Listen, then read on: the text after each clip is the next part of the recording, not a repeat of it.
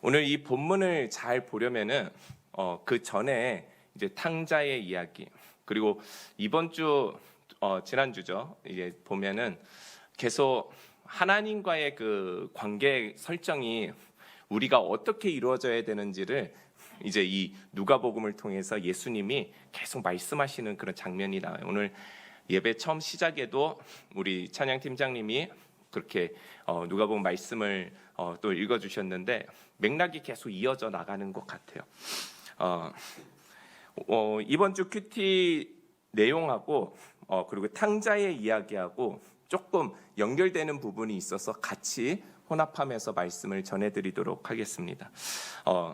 탕자는 여러분들이 이미 잘 알고 있는 스토리이기 때문에 제가 굳이 설명은 드리지 않겠지만 탕자를 통해서 우리가 얻을 수 있는 교훈이 있을 것 같아요.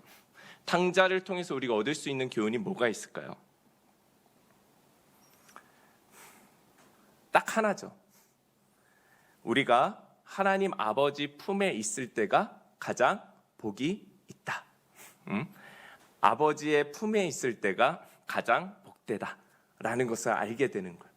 자기가 자기의 힘으로 자기의 능력으로 살아갈 수 있을 거라고 착각하고 나아가지만 결국 다시 돌아온 그 탕자를 품어주시는 아버지의 그 품이 탕자에게는 가장 복되도다.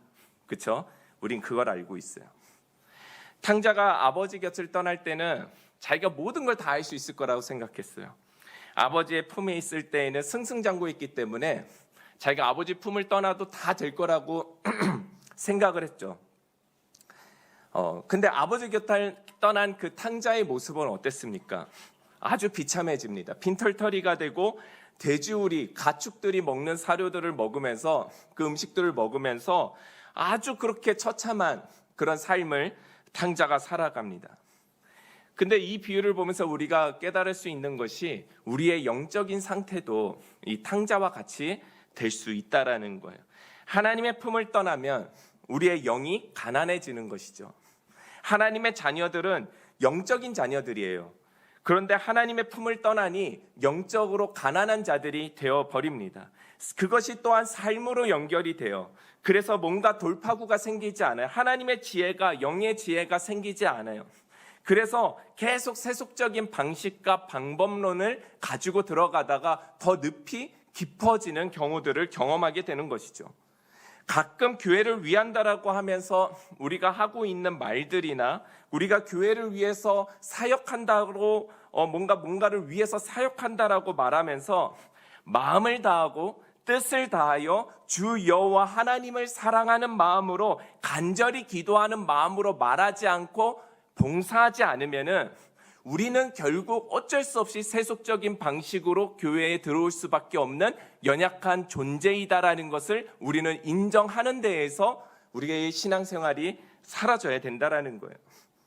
교회에는 구조적인 문제보다 대부분 하나님과의 영적인 결핍 때문에 위기가 오는 경우가 훨씬 더 많다라는 거예요.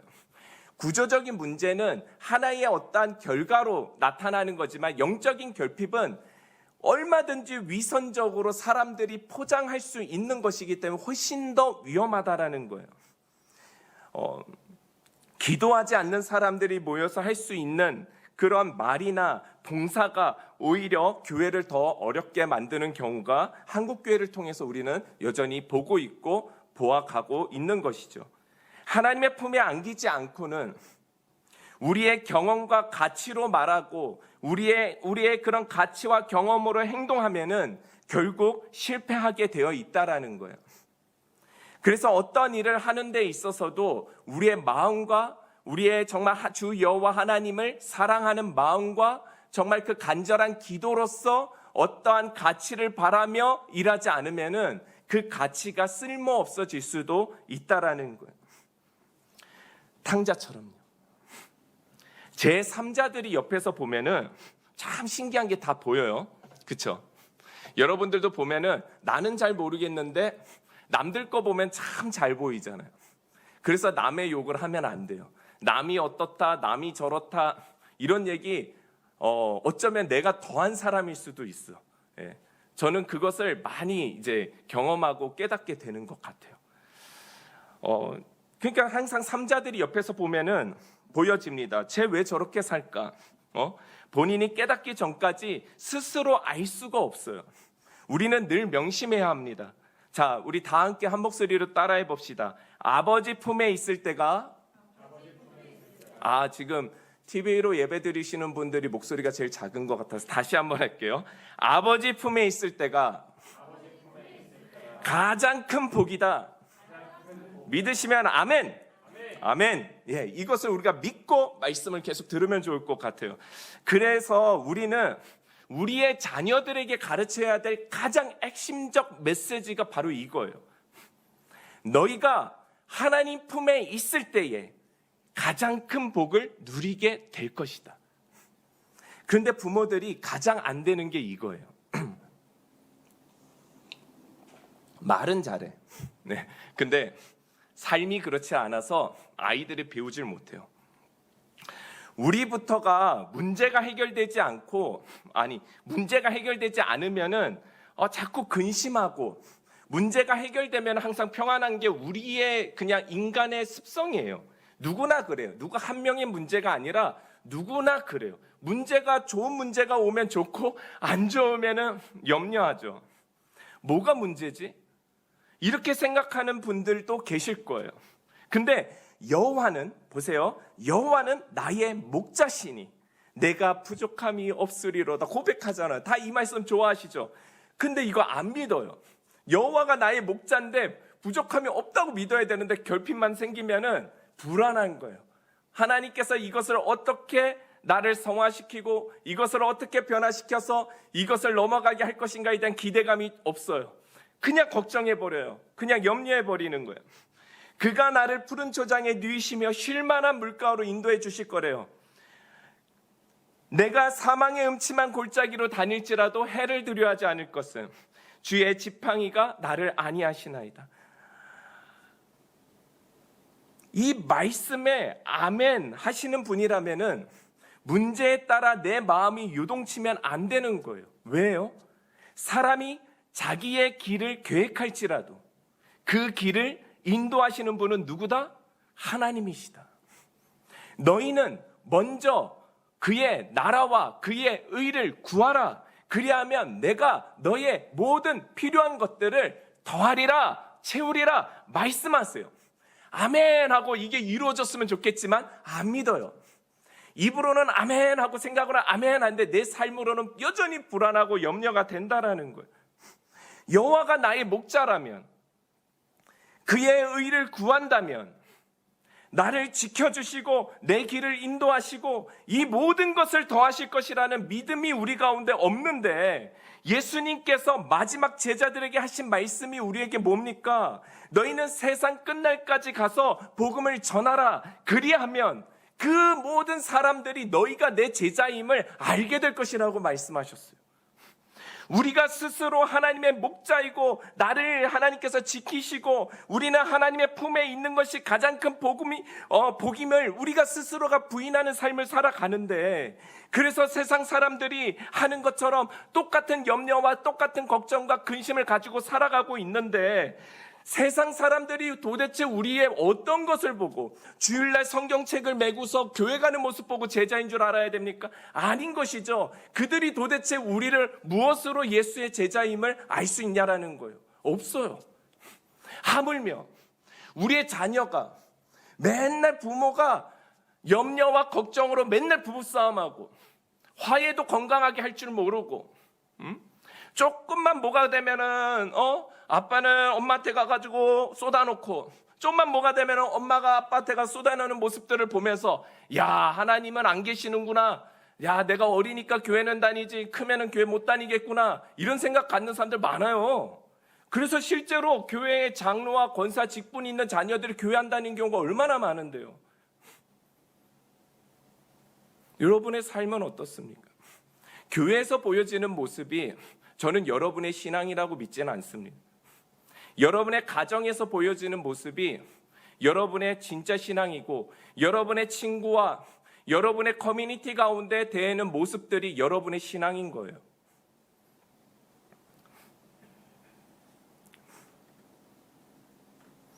성령이 우리와 교통하듯이 성령은 우리를 감찰하십니다. 근데 마귀도 마찬가지예요. 우리의 죄를 늘 바라보고 있어요. 그래서 하나님 앞에 그것을 참소하고 그리고 다른 자들에게 우리의 죄를 계속적으로 전파하기 위해서 애쓰는 노력을 하는 게 사단의 역할이에요.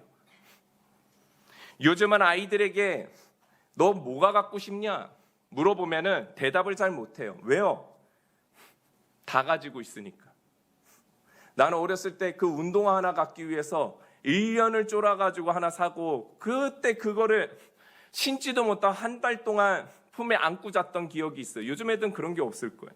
왜? 부모가 다 이미 말하기도 전에 다 사줘요. 왜요? 요즘 시대의 30, 40대 부모들의 가장 큰 시선은 뭐냐면 남이에요. 남. 내 자식이 남들에게 어떻게 보일까가 중요해요. 그래서 나 자식이 원하는 것보다 자식이 남들에게 어떻게 보일까 때문에 이 인스타도 결국 그거잖아요. 아이를 가장 멋지게 찍고 이쁘게 찍어서 올려서 좋아요가 많이 눌려야지 내가 뿌듯한 시대 속에 살아가잖아요. 아니라고 부인하지만은 맞아요. 네. 내 자식들을 다 그렇게 키우고 있는 거예요. 아이들에게 물어보면 대답을 못해요. 본인이 무엇을 갖고 싶다고 말하기 전에 이미 사주는 것들이 많기 때문에, 본인이 약속을 잡기 전에 엄마나 아빠가 먼저 약속을 다 잡아버리는 경우가 훨씬 더 많기 때문에 필요를 채우는 것만이 어른의 역할이 아니다라는 거예요. 때로는 결핍 가운데 두고 부모의 중요성을 느끼게 하고 하나님의 앞에 기도할 수 있는 그 간절한 마음을 기르게 하는 것도 부모의 역할일 줄 믿습니다. 학교 교육도 마찬가지예요. 부모들이 해야 할 가정교육 중에 가장 중요한 것이 바로 기다림이라는 거예요. 좋은 데 데리고 다니고 맛있는 거 사주고 좋은 경험만 시킨다고 좋은 부모가 아니라는 거예요. 오히려 어려운 환경에서 자란 아이들이 효자가 더 많아요. 우리의 자녀들에게 여러분 정말 잘 가르쳐 줘야 됩니다. 그냥 말만 하는 것이 아니라 여러분의 삶이 확정되어야 돼요. 나는 하나님의 품에 거할 때가 복된 자이다. 이런 마음으로 살아가는 엄마 아빠의 모습을 보면서 자라는 아이들의 마음은 나도 하나님의 마음에 거하는 자가 되어야 되겠구나. 백날 아이한테 말씀만 소리내서 얘기해주고 삶이 그렇지 않다면은 신뢰가 가지 않는 거예요. 목회자 어떻게 보면 되게 쉬운 자리고 어떻게 보면 되게 어려운 자리일 수 있어요. 와서 설교만 하고 삶을 대충 살면 쉬운 자리일 수 있지만은 그 삶을 살아내는 것이 굉장히 어려운 자리일 수 있는 것이죠.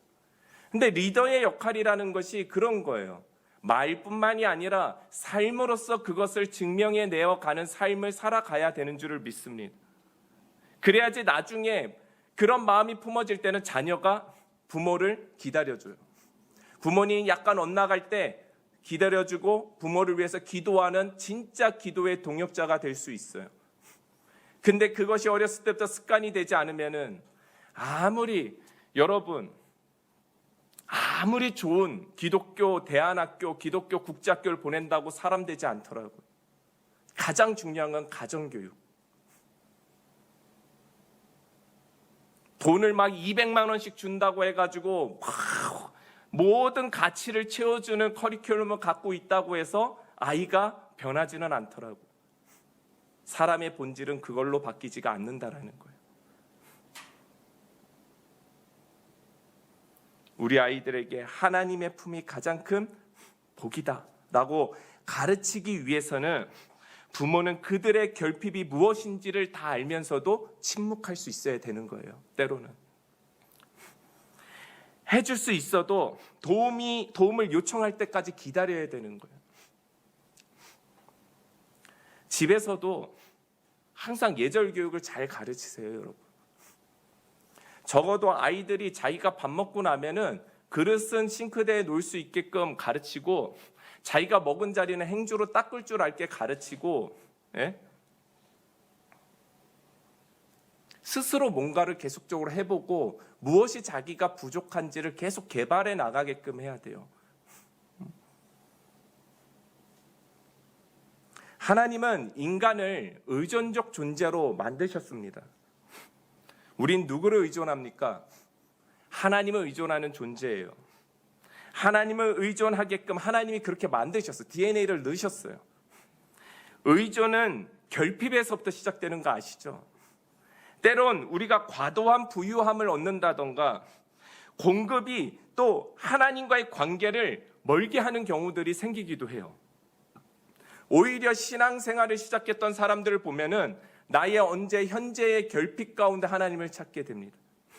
세상에서 승승장구하다 하나님 만났다라는 경우보다는 세상의 실패를 통해서 하나님 만났다라는 사람들이 더 많은 것이 그 이유예요. 교회 다닌다고 하나님을 다 찾는 것이 아니더라고요. 교회를 1000명, 10,000명이 모인다고 그 사람들이 다 하나님을 찾는 것은 아니더라고요. 저는 바른 신앙생활은 우리의 바른 습관에서부터 온다라고 정확하게 믿고 있어요. 올바른 습관을 들이지 않으면은 교회 가는 것 자체도 굉장히 힘든 시대가 되어버렸습니다. 이제 앞으로 코로나가 줄어들 거예요.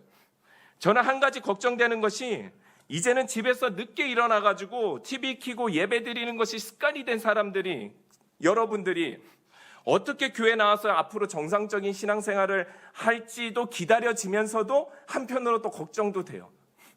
그 습관을 언제 또 잡아갈까? 이미 1년 동안 온라인 예배가 우리한테 너무 익숙해졌죠. 처음에는 옷도 교회 가는 것처럼 차려입고 교회에서도 공지도 그렇게 보내고 예배 20분 전서부터 찬양 가운데 기도를 준비하다 이제 예배 딱 시작하면은 온 가족이 일어나서 하나님 앞에 찬송하고.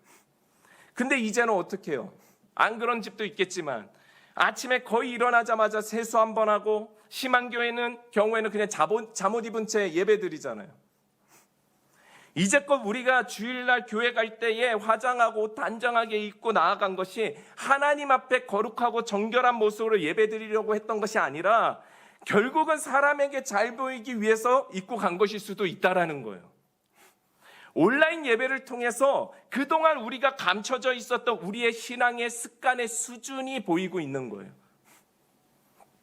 우리가 지금 전쟁은 아니지만 전쟁에 준할 만큼 교회에 나아가지 못해요.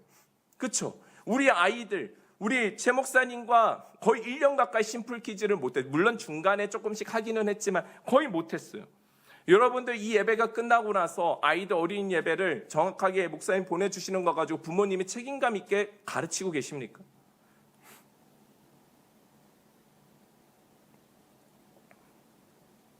여러분 전쟁 나면 신앙 버리실 거예요? 아니면 어떻게 해서든지 우리가 우리 가정에서라도 예배를 세우고 우리 아이들에게 하나님의 품이 가장 안전하고 복된 것이 무엇인지를 어떻게 가르칠 것인지를 부모가 고민하고 기도하는 그런 부모가 될 것입니까? 교회에서 제공하는 모든 프로그램들이 끊겼을 때 여러분은 어떻게 신앙생활을 하실 거예요? 부모가, 그리고 우리의 리더가 말만 한다고 바뀌는 시대는 아니에요. 우리가 그렇게 살아야 아이들이 배우는 것이죠.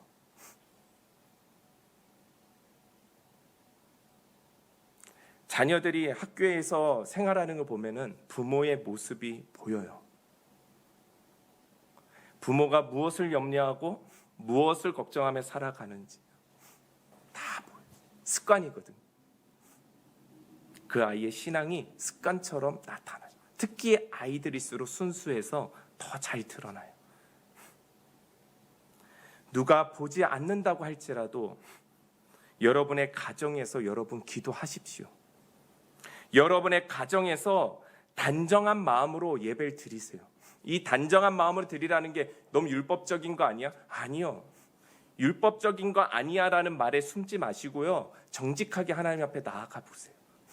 내가 정말 하나님을 사랑하는 마음이 있고 하나님은 거룩이시고 하나님은 정말 크시고 전원하신 분이라면은 내가 하나님 앞에 어떠한 모습으로 적어도 내 마음가짐을 표시하는 그 표징으로 옷차리면 어떻게 할 건지를 한번 고민해 보세요.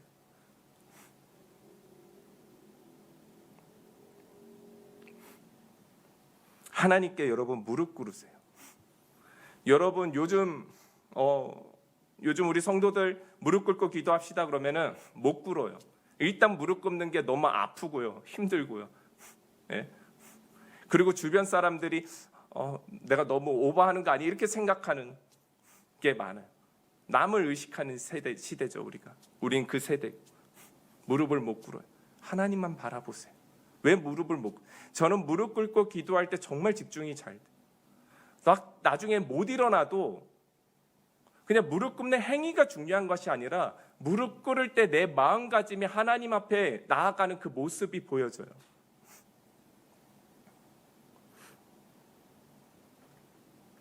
하나님의 품이 여러분이 가지고 있는 염려보다, 여러분이 가지고 있는 걱정보다 하나님의 품이 훨씬 더 크고 넓다라는 것을 여러분이 경건 생활을 통해서 경험할 수 있었으면 좋겠어요. 그러면서 그 마음을 여러분의 커뮤니티와 가정 가운데 전하는 정말 리더와 부모가 되었으면 좋겠어요. 여러분 쉐마의 말씀 다 아시죠? 마음을 다하고 성품을 다하여 주 너의 하나님을 사랑하라. 그리고 너희는 가서 그것을 부지런히 가르치라.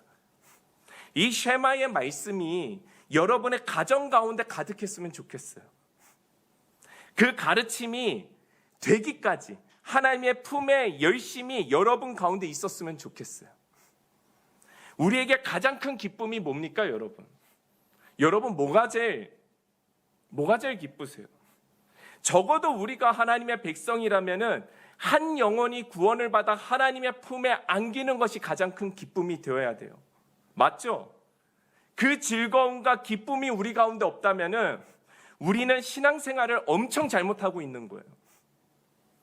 신앙생활을 여러분 처음부터 다시 배워야 돼요. 저랑 1대1로 배우시든지 그룹으로 배우시든지 다시 배우셔야 돼요. 지금 여러분이 어느 단계까지 왔든지 상관없어요.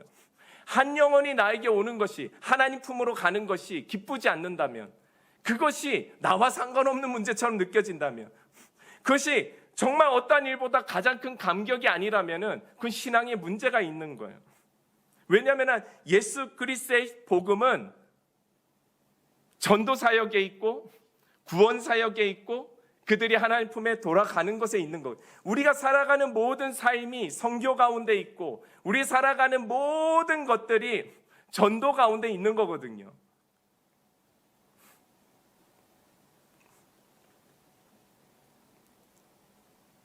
여러분, 한 영혼이 구원을 얻는 것이 천금보다 기쁜 것이 무엇인지를 알게 되면서부터 우리의 신앙은 시작되는 거예요.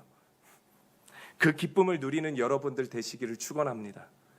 그 기쁨이 여러분의 남편을 통해 얻어지길 바랍니다.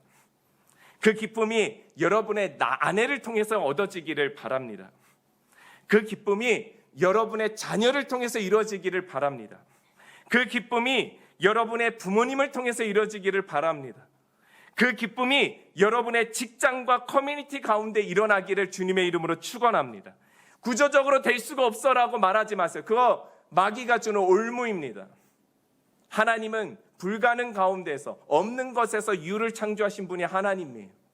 우리의 생각으로 불가능해 라고 생각하는 것이 아니라 우리는 무엇을 해요? 마음과 뜻을 다하여 주 여호와 하나님을 사랑하는 마음으로 그 영혼을 생각하고 기도하는 것. 그쵸? 내 남편이라고 잘해주고 내 아내라고 잘해주고 내 자녀라고 내 직장 동료라고 잘해주고 그런 차원의 이야기를 하는 것이 아니에요. 그가 하나님께 돌아올 때까지 우리가 기도하며 섬겨야 한다라는 거예요. 잘해주는 것과 하나님의 마음을 품고 대하는 것은 완전히 다른 이야기입니다. 사람마다 기도의 분량이 또 다 달라요. 어떤 사람은 1년 기도했는데 돌아오는 경우가 있고 어떤 사람은 10년, 20년을 걸려서도 돌아오게끔 기도를 멈추지 말아야 돼요. 분량이 다 있다라는 거예요, 각자에게. 그때는 하나님께 달려있는 것이죠. 우리는 마음과 뜻을 다하여 하나님을 사랑하는 마음으로 그 영혼을 위해 기도해야 되는 것이죠. 그렇지만 우리는 꾸준히 하나님께 기도하고 간구해야 하는 사람일 줄 믿습니다. 주님이 쓰시겠다라고 하는데 그때에도 핑계대고 있으면 안 되는 거예요. 그래서 기도로 말씀으로 우리는 준비해 가야 된다라는 것이죠. 오늘 본문도 청지기에 대한 이야기잖아요. 맥락이 똑같아요. 청지기가 여러분 무엇입니까? 청지기에게는 반드시 주인이 있어요. 청지기는 주인의 뜻을 따라 행동하는 자가 바로 청지기이죠. 청지기는 재정을 맡기도 하고 행정을 맡기도 하여 집안의 전반적인 재반 상황들을 맡아서 일하기도 합니다. 주인이 시키는 일들을 순종적으로 하는 자가 바로 청지기예요. 청지기가 가져야 할 마음이 두 가지가 있는데 하나는 충성이고 둘째는 책임감입니다. 주인에게 충성을 다해야 합니다. 주인이 찾아오는 그때까지 책임감을 갖고 주인이 원하는 그 영혼들을 잘 다스리는 일들을 우리가 해야 된다라는 거예요. 그게 자녀가 될 수 있고 남편, 아내, 부모, 직장, 우리가 살아가는 모든 커뮤니티가 될 수도 있어요. 우리는 하나님의 청지기로서 하나님의 사람을, 하나님의 맡기신 것들을 어떻게 사용하고 어떤 마음으로 전하며 살아가고 있습니까? 우리는 정확하게 말해야 합니다. 하나님, 우리는 하나님의 청지기입니다. 따라해 보겠습니다. 하나님, 우리는 하나님의 청지기입니다. 아멘. 네, 청지기로서 살아가는 자들이 복됩니다. 청지기만이 하나님의 품에 거하는 자예요. 우리는 하나님의 주신 것에 책임을 다하면 되지만 그 외의 책임은 누가 다 지어주신다? 하나님이 지어주신다. 그렇다면 그 하나님 안에서의 염려가 아니라 우리는 무엇을 염려해야 돼요? 하나님이 맡기신 것들을 우리가 하나님이 어떻게 하면 기쁜 것 가운데 사용할 수 있을까를 염려해야 되는 것이죠. 그 외에 어떻게 하면 더 벌지? 어떻게 하면 더 모으지? 어떻게 하면 막 그 하나님이 생각해야 될 것까지도 우리가 너무 고민하면서 살아갈 필요가 없다라는 거예요. 여러분은 이런 생각으로 살아가고 계십니까? 여전히 내 것처럼 살고 있지는 않습니까? 그렇다면 내가 부자라도 좋아할 것도 없고 내가 가난하다고 해서 너무 염려할 것도 없어요. 하나님이 주인이세요. 하나님의 뜻이 그것 가운데 나의 시간과 내 삶과 나의 재정이 그것 가운데 흘러가고 있는 거예요. 이것이 하나님 나라의 백성의 삶이라는 것이죠. 이게 쉽지는 않아요. 우리는 맨몸으로 태어났습니다, 여러분. 인정하시죠? 여러분이 딱 태어나면서 진짜 금숟가락 딱 금수저 들면서 태어나지 않았잖아요. 그렇죠? 부모 잘 만나면 금수저고 부모 잘못하면 흙수저다. 이거 딱 거짓말이에요. 그냥 태어나면은 다 맨몸으로 오는 거예요. 그냥 맨몸으로. 왜냐면 재물은 영원하지 않기 때문에. 영원한 금수저가 어디 있어요? 아무것도 가지지 않고 우리 태어났어요. 그러나 하나님은 우리에게 무엇을 부어주시냐? 생명을 주시는 거예요. 우리가 만약에 여러분 한번 생각해 보세요. 우리가 생명을 갖지 않았다면 여러분이 가지고 있는 염려가 우리의 것입니까? 아니죠. 생명을 주신 분이 있는데 우리가 왜 그것을 염려하고 있냐라는 거예요. 잘 생각해 보세요. 생명을 갖지 않았다면 그것이 나한테 큰 일이 아닌데 하나님이 생명을 주셔서 그것을 잘 감당하고 살아가야 되는 건데 우리는 그 생명을 얻은 분, 주신 분은 생각하지 않고 나에게 주어진 것만을 생각하고 살아가기 때문에 하나님과의 우리의 관계가 계속적으로 삐걱삐걱거리면서 가고 있다라는 거예요. 어떤 사람들은 내가 열심히 살아서 돈 벌었고 내가 열심히 계획적으로 살았기 때문에 시간을 잘 썼기 때문에 내 경험과 가치로 아이들을 잘 길러왔고 남 주변 사람들에게 최선을 다해서 착한 사람이 되었다라고 착각해요. 아니죠. 이 모든 것은 하나님이 우리에게 맡기신 것이죠. 생명을 부여해 주시는 그 순간부터 하나님이 우리의 생명을 거두시면 우리는 다시 땅의 거름으로 사라질 존재예요. 저는 정말 하나님이 허락하셔서 우리의 교회가 땅이 있는 곳으로 이전하게 된다면 그곳에 우리의 부모님들을 정말 어떤 비석이 아니라 정말 하나님의 말씀대로 생명으로 와서 다시 걸음으로 흘러가는 그것이 무엇인지를 우리의 교회, 옛날에는 교회들이 항상 무덤 위에 이렇게 지어졌었거든요. 왜냐하면 죽은 자와 산 자가 모두가 하나님 앞에 예배해야 된다라는 거예요. 그러니까 죽은 자가 예배할 수 있다 이런 얘기가 아니라 하나님은 죽음과 삶을 초월하시는 분이기 때문에 교회는 항상 그 무덤 가까이에 이렇게 있었어요. 항상. 근데 정말 뭐 그런 것을 다 떠나서 정말 그런 것들이 우리 가운데 경험할 수 있는 그런 삶을 살았으면 좋겠어요. 우리의 자녀들도 그곳에 우리를 뿌려주고 하나님의 생명으로 와서 빈몸으로 와서 하나님 것을 잘 청지기로서 살아가고 잘 흘러보내다가 다시 하나님이 그 생명을 거두실 때에 다시 흙으로 가서 다른 생명들, 하나님 만드신 이 창조 생명들의 거름이 되어서 그들의 생명이 되어주는 삶을 살고 하나님 품으로 가는구나. 이것을 아이들이 볼 수 있는 그런 교회, 얼마나 멋집니까? 그렇죠? 우리가 청지인 것이 망각하는 순간, 우리가 쥐고 온 것도 없고 우리가 쥐고 갈 수 있는 것도 없습니다. 우리가 천국을 소망하면서 산다고 하면서 여전히 두 손에 쥐고 있는 것들이 내 것인 양 살아가는 것, 이것은 청지기의 삶이 아닌 것이죠. 우리가 청지기임을 망각하는 순간 우리는 하나님과 딜을 하게 돼요. 하나님께 우리는 막 줬다가 하나님 것 막 뺏어왔다가 반복하면서 우리의 감정이 계속 요동칩니다. 조금이라도 내 삶에 손해가 있는 것 같으면 하나님 왜 그러세요? 막 화를 냈다가 조금이라도 내 손에 또 있는 것 같으면 또 하나님 감사합니다. 막 조금만 괜찮을 것 같으면 평안해지고 조금만 문제가 생기면 우리 하도 없이 우울하고 수도 없이 유동칩니다. 그러니까 예수님 말씀이 맞아요. 너희의 마음은 재물이 있는 곳 가운데 있다. 그렇죠? 오늘 본문을 보면은 청지기가 굉장히 불의한 행동을 하는 것을 보게 됩니다. 어떤 불의한 행동을 하냐면요, 주인의 것을 함부로 낭비하고 있어요. 근데 여러분, 이 낭비라는 단어를 좀 잘 기억하고 계세요. 잘 기억하세요. 일단 기억하세요. 그리고 주인이 와서 청지기에게 말하죠. 소문에 너가 재물을 낭비한다는 소문이 있는데 사실이냐? 그것이 사실이면 내가 너를 청지기로서 이제 잘라버리겠다. 이렇게 하나님이 말씀하세요. 청지기가 근심에 빠집니다. 땅을 파려니 힘이 없고 남에게 빌부터 먹고 살려니 부끄럽대요. 그리고 자신이 잘릴까 봐 두려운 마음으로 주인에게 빚진 자들을 다 불러 모아요. 주인이 기뻐하는 모습이 뭘까? 다 불러 모아요. 그리고 그냥 그 사람들 주인에게 빚진 자들인데 막 밀 100석을 갖고 막 빚진 사람한테 너는 50석만 갖고 너는 80석만 갖고 너 스스로 써. 막 그러면서 그들을 돌려보내요. 막 지 것도 아닌데 하나님의 것인데 막 그렇게 하는 거예요. 근데 웃긴 것이 주인이 뭐라고 얘기를 하냐면은 칭찬을 하는 거예요. 그 청지기에게. 자, 8절 말씀 보세요.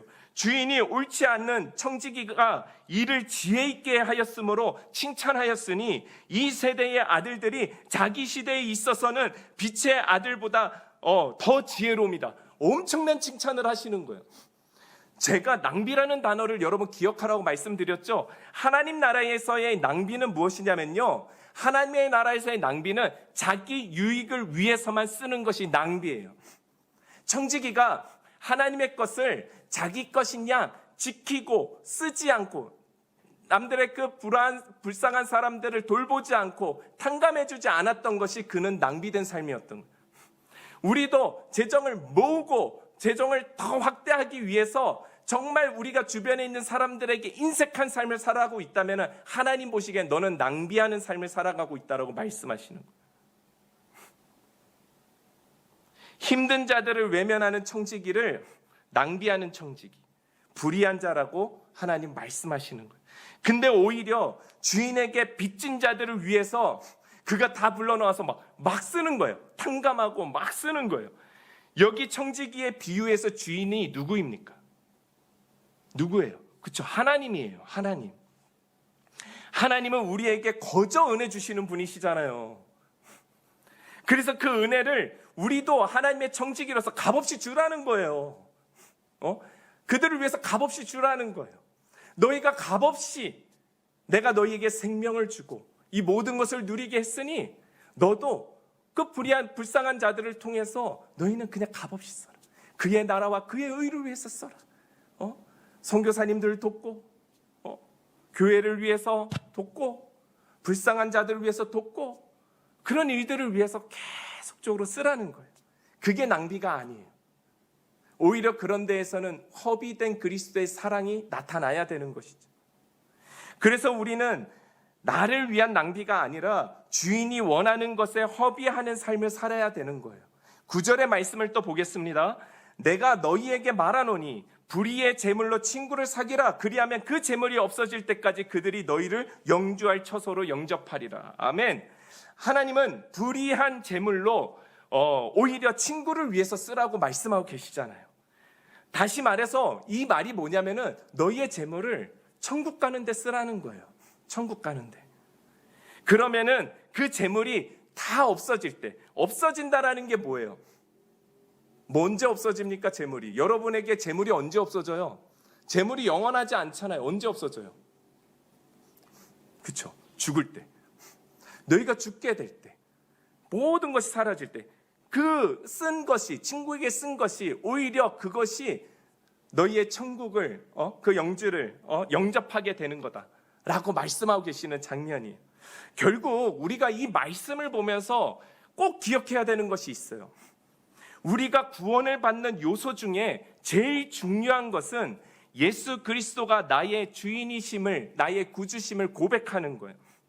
그리고 그 주인의 뜻을 다하여 책임감 있게 충성되게 살아가는 것. 이 두 박자가 함께 가지 않으면 우리는 온전한 신앙인이라고 말할 수가 없다라는 것이죠. 어떤 사람은 재물 때문에 천국 못 가는 사람이 있고, 어떤 사람은 천국을 위해서 재물을 쓰는 사람이 있다라는 것이죠. 성도 여러분, 우리는 천국을 위해서 재물을 쓰는 자입니까? 우리 모두 주인을 기쁘시게 하는 청지기가 되기를 주님의 이름으로 축원합니다. 그러면서 10절에 또 말씀하시는 거예요. 중요한 말씀입니다. 여러분 밑줄 꼭 그어 놓으시길 바랍니다. 자, 보겠습니다. 지극히 작은 것에 충성된 자는 큰 것에도 충성되고, 지극히 작은 것에 충성된 자는 큰 것에도 충성되고, 지극히 작은 것에 불의한 자는 어떻게 해요? 큰 일에도 불의하느니라. 여기서 작은 것이 무엇입니까? 작은 것에 충성한 자. 작은 게 뭡니까? 재물을 말하는 거죠. 우리가 재물이 크다고 여기는 순간 불의한 자가 된다라는 거예요. 그렇다면 큰 것은 무엇을 얘기하는 걸까요? 이 본문에서 복음, 하나님의 나라, 그렇죠? 작은 게 큰 것인 양 살아가는 자는요, 천국에 갈 수 없다라는 것을 말씀드리는 거예요. 재물 중심의 삶, 복음보다 재물을 더 크게 생각해서 한 영혼이 구원받는 기쁨보다 부동산이 오르고 연봉이 오르고 주식 오르는 그 기쁨이 더 큰 사람, 지금 이 시대를 살아가는 우리에게 적용되는 말씀일 거예요. 돈이 생기면 기쁘죠. 저도 돈이 생기면 되게 기뻐요. 왜 안 기쁩니까? 근데 돈이 생길 때 구한 영혼이 하나님 앞에 돌아가는 것보다 더 기쁜 거야. 그것보다 더 기뻐. 왜 더 기쁠까요? 그 작은 것에 우리가 주인이 되는 거예요. 그래서 기쁜 거예요. 여러분, 우리는 작은 것에 기쁨이 되는 자입니까? 아니면은 청지기로서 친구를 위해 천국을 위해서 쓰는 자로서 큰 것을 바라보면서 기쁜 자입니까? 우리가 곰곰이 돌아보고 기도하고 회개해야 하는 부분이 여기에 있을지도 몰라요. 이 시대에 살아가는 우리가. 그러면서 11절을 또 말씀하십니다. 너희가 만일 불의한 재물에도 충성하지 않는다면 누가 참된 것으로 너희에게 맡기겠느냐? 맞죠? 작은 것이 재물이라는 것을 말씀하시면서 참된 것, 큰 것, 그 복음을 우리에게 어떻게 하나님이 맡길 수 있겠냐? 예? 다시 말해서 그 작은 재물로도 하나님의 뜻 가운데서 사용하지 못하면서 어떻게 너희에게 복음의 사역을 맡길 수 있겠느냐? 그걸 말씀하시는 거잖아요.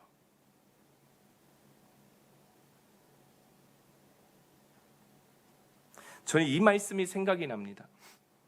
사람은 재물이 있는 곳에 너희의 마음이 있느니라. 예배 전 우리가 교회 들어오기 전에 봉헌을 꼭 합니다. 봉헌을 합니다.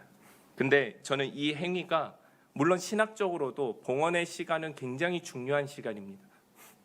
성찬, 말씀, 찬양, 봉헌, 이 어느 것도 예배의 중요 요소에 빠질 수가 없어요. 왜입니까? 마음이 있는 곳에 물질이 있는 곳에 우리의 마음이 있기 때문에 봉헌을 드린다라는 것은 오늘 이 예배의 주인은 하나님의 것입니다. 나는 온전히 하나님의 속한 청지기입니다라는 마음으로 드리기 때문에 중요한 거예요. 저는 예배에 들어오기 전에 그냥 손을 씻습니다. 화장실에 가서 손을 씻습니다. 그러면서 기도하는 것이 하나님, 저는 세례 교인입니다. 물로써 저를 씻으신 것 같이 오늘 예배에 참여하는 저의 모습이 온전하게 죄 씻은 바 됨으로 하나님 앞에 반응할 수 있게 도와주십시오. 나의 예민함과 불편함으로 하나님 말씀을 듣지 않게 하시고 하나님의 정말 찌르는 말씀까지도 순종하여 충성된 하나님의 백성으로 나를 고치소서. 저는 세례 교인입니다. 청주교에 가면은 청주교뿐만이 아니라 성고행회에 가도 예배당 뒤에 항아리에 물을 받아놔요. 그리고 신부님이 축사를 합니다. 그러면 그것이 성수가 되는 거예요. 세례를 받을 때 사용하는 물이 돼요. 그걸 가지고 머리에 긋는 행위를 합니다. 저는 그 행위가 초대교회에서부터 있어 왔던 중세서부터 이렇게 왔는데 그게 무엇을 기념하는 것이냐면은 바로 세례 교인이라는 것을, 자신이 세례 교인이라는 것을 예배에 미사에 참석하기 전에 표시하는 거예요. 저는 굉장히 중요한 예전이라고 생각합니다. 요즘 코로나로 우리가 온라인 헌금을 하고 있는데 여러분 마음과 생각을 잘 지키시길 바랍니다. 아무튼 그 작은 재물, 그 충성하지 못하는 너희에게 어떻게, 그것까지도 너희가 충성하지 못하는데 어떻게 너희에게 복음의 사역을 맡길 수 있느냐라고 오늘 말씀하고 계세요. 결국 우리가 품은 재물과 구원은 떨어뜨리려도 떨어뜨릴 수 없는 관계라는 거예요. 부자 청년의 예화에 대해서 여러분 잘 아시죠?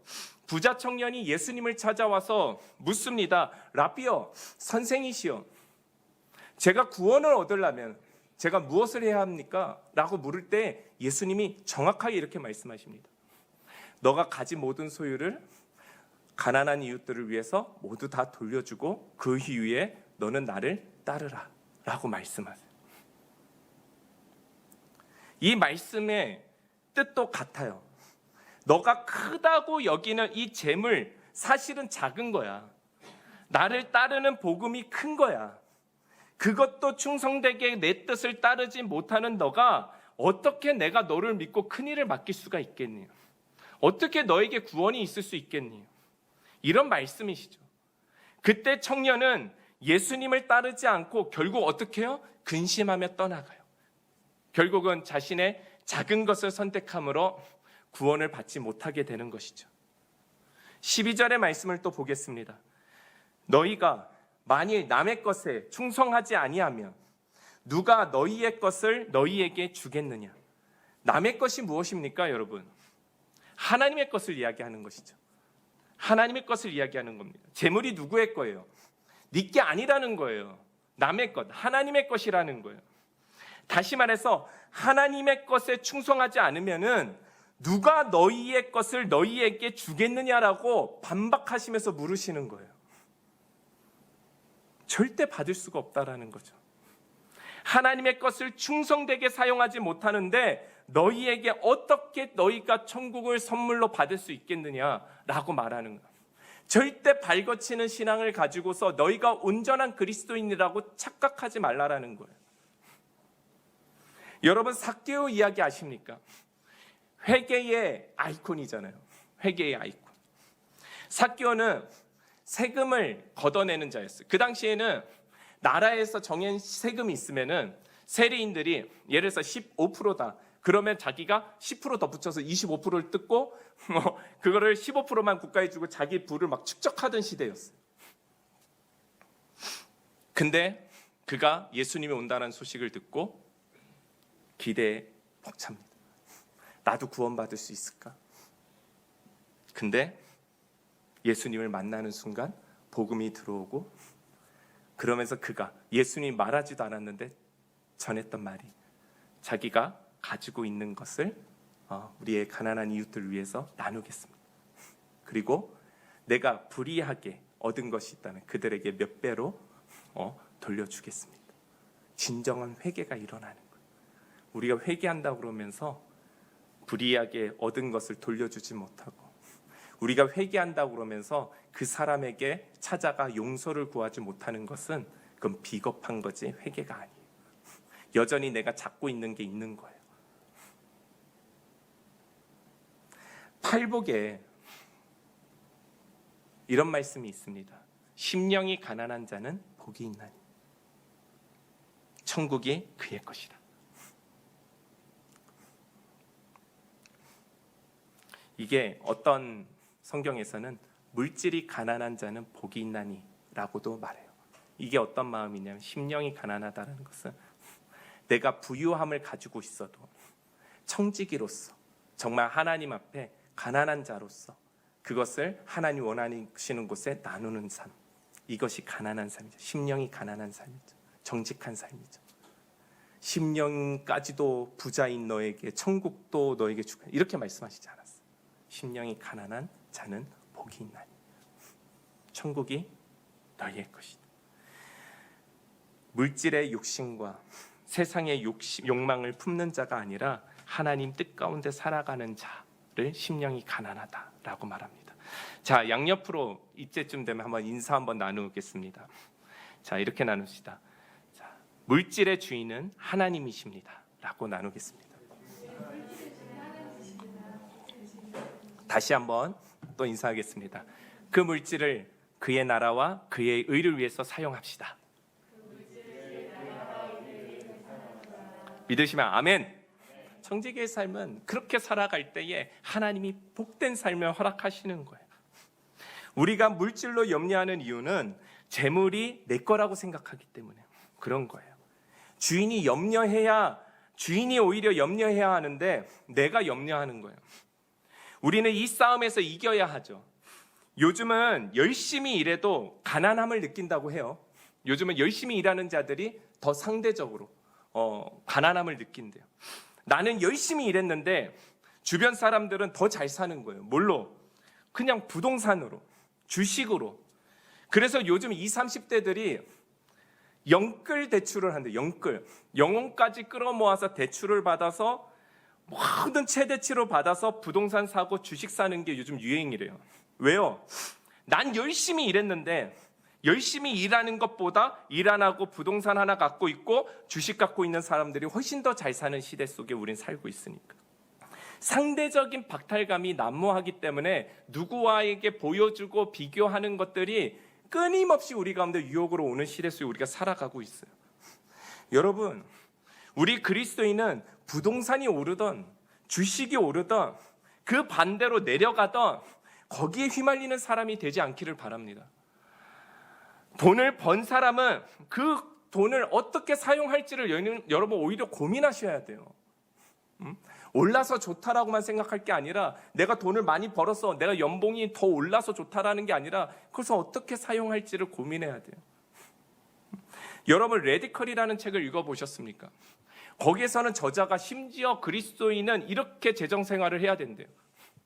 왜냐하면 물질의 마음에 뺏기면 안 되기 때문에 우리 가정에 필요한 비용을 딱 측정을 해놓고 그 이상 벌어지는 것들은 내 것이 아니라 하나님, 정말 그의 나라와 그의 의를 위해서 다 흘러보내야 된다.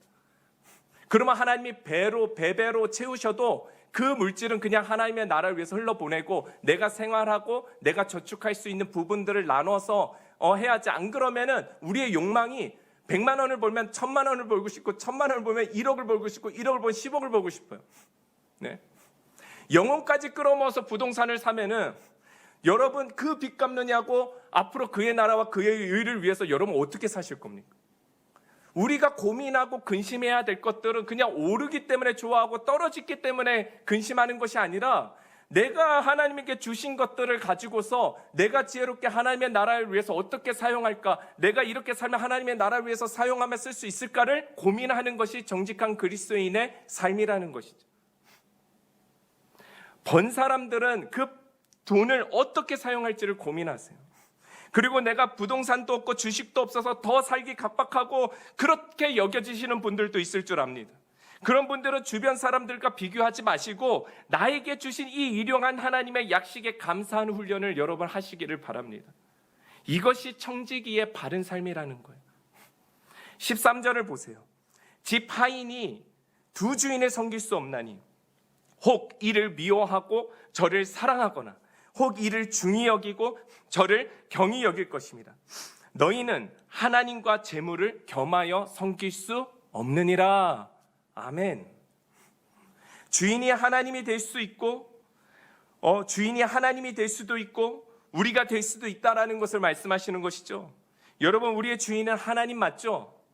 그러나 언제 하나님이 우리의 주인이 안 되냐 하면은 우리 안에 재물에 대한 염려와 그리고 그 작은 것이 우리에게 큰 기쁨이 될 때 하나님이 우리의 주인이 될 수가 없다라는 거예요. 여러분, 염려는요, 내 생각으로 바라볼 때 오는 것이 염려예요. 내가 주인이 돼서 바라볼 때 오는 것이 염려입니다. 내 자식에 대한 염려가 오잖아요. 내 자식이 하나님의 자녀라고 거짓말하고 있을 때 오는 거예요. 내 소유라고 여겨질 때 오는 거예요. 하나님의 말씀으로 바라봐지면은요, 우리에게 오는 것은 염려가 아니에요. 뭘까요? 확신이에요, 확신. 하나님의 말씀을 보면은 내 자녀가 남들보다 조금 뭐가 뒤처져 보여요. 애들이 클수록 이제 그게 계속 보이거든요. 나중에 부모가 좀 포기하는 것도 생기기도 해요. 근데 유치원 다닐 때까지는 내 자녀가 거의 천재라고 여기면서 갔거든요. 이제 초등학교 들어가는 순간서부터 주변에서 뭐 한다 그러면 내 아이는 계속 뒤처지는 것 같은 느낌이 들거든요. 내 거라고 여길 때에 해요. 그가 정말 그 자녀의 생명이 하나님께 있고 그도 하나님 앞에 청지기의 삶을 살아가고 있다라고 믿고 있는 부모는요, 염려하지 않아요. 확신하죠. 확신. 무엇을 더해줘서가 아니라 하나님의 품에 있는 내 자녀가 복되기 때문에 하나님께서 우리가 아무리 계획할지라도 그 자녀의 길을 예비하시는 분은 하나님이시라는 것을 알고 있기 때문에.